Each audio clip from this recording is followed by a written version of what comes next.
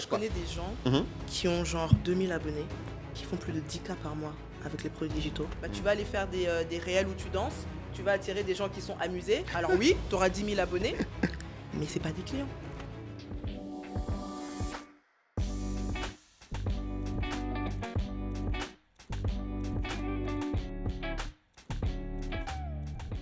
Concrètement, pour lancer un produit digital, qu'est-ce qu'il te faut ?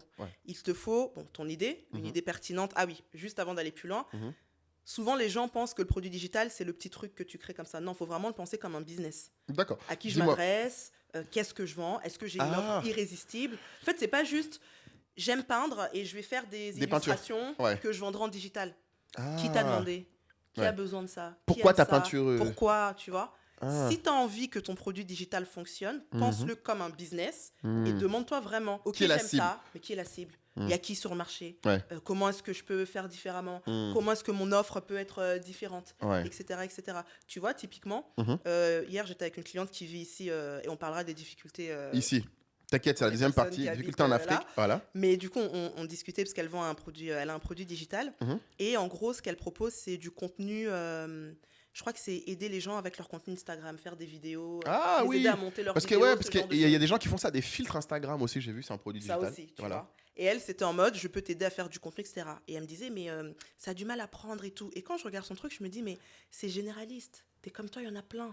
Par contre, regarde, t'es ici. Il y a plein de commerces ou de business ou de restos ou etc., tu vois, qui auraient besoin de ce type d'expertise. Il faut affiner ta cible. Affine ta cible. Est-ce qu'il n'y a pas moyen, tu vois, que tu t'adresses à un public précis, ce qui fait que ces gens-là, quand ils vont te voir, ils vont se dire, elle, c'est pour nous, parce qu'elle, elle connaît nos contraintes. Exact. Et tu elle, vas elle pouvoir... sait que des fois, ton le produit courant, va être elle sait que des fois... elle sait que, voilà, elle sait qu'il faut pouvoir reconnaître le quartier que c'est quand tu fais le truc. Et ça, joue-en dans les contenus. Donc, au lieu de juste, je vais t'aider à faire ça, rentre des choses qui vont parler de manière spécifique à ton client. Et plus c'est spécifique, plus ce sera quelque chose qui lui parle qu'à lui. Tu vois ? Donc, c'est pour ça que je disais qu'en fait, tu as ton idée, mais il faut vraiment que tu... Oui, donc c'est pas l'idée. Faut que tu aies ton business. Faut que tu aies ton business. Parce que le problème, c'est que je connais les gens, c'est pareil. Ils vont prendre ce que tu as dit là, ils vont se dire, il faut juste une idée pour faire un produit digital.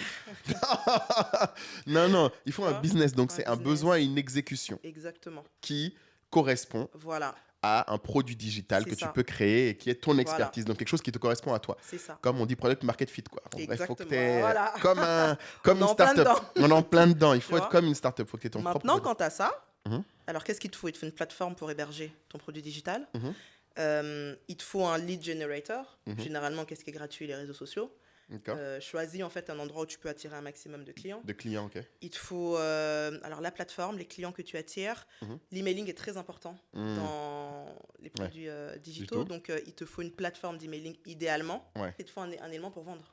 Un aimant. Un élément pour comment est-ce que tu vas concrètement le vendre. Comment tu vas te faire payer, c'est ça ? Comment tu vas le faire payer, tu vois ? Ok. Donc là, on arrive dans le moment qui nous intéresse parce que c'est ça. Donc, c'est tous ces... En fait... Il y a tous ces éléments qui entrent en compte avant de pouvoir jouir, entre guillemets, des bienfaits des produits. Donc, tu as tout un système, à mettre en place. Un tunnel, tu vois, à mettre en place où, premièrement, j'attire un max de personnes qui rentrent dans mon tunnel. Je les nourris, je les fidélise, etc. Et ensuite, je vends. D'accord. Tu sais, c'est quoi le taux de conversion d'un produit digital ? Non, aucune idée, je ne sais pas du tout, c'est un bon point. 2%. En moyenne ? En moyenne. Alors, 2% entre les gens qui voient ton produit. Entre les gens qui entrent dans ton tunnel. Ah, donc ils ont fait la première action et ceux qui vont après vont l'acheter. Ah putain, mais c'est bon ça. 2%, c'est intéressant. C'est la moyenne.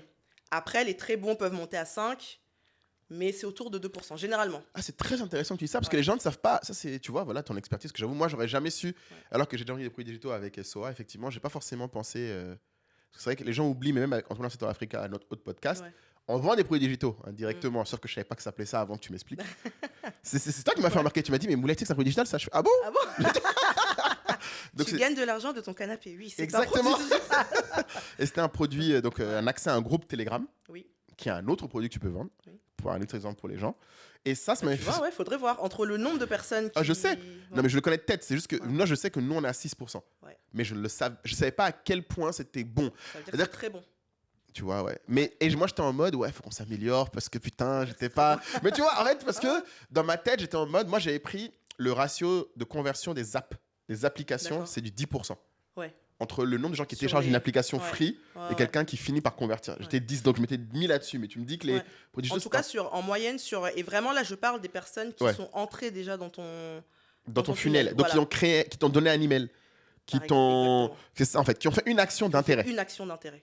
Qui se sont abonnés, ça compte à ta page ou non? Instagram, par exemple? Non.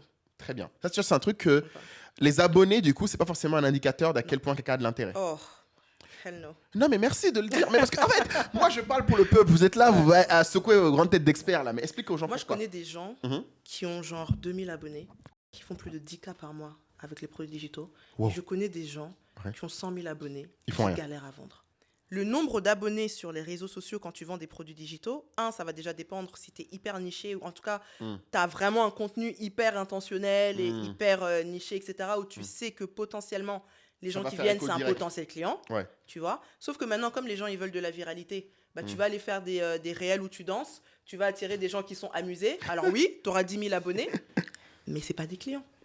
En fait, les gens qui te suivent pour être divertis ou parce qu'ils t'apprécient, ce ne sont pas des gens qui te suivent parce qu'ils aiment les infos, le produit que tu donnes. Voilà, mais toi, ce que tu veux, c'est ça.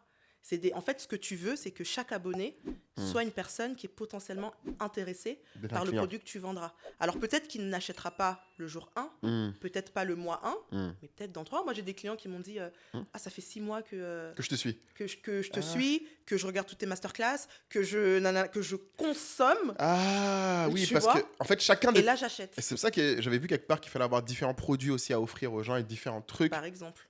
Pour ça, on en reparlera de ce point.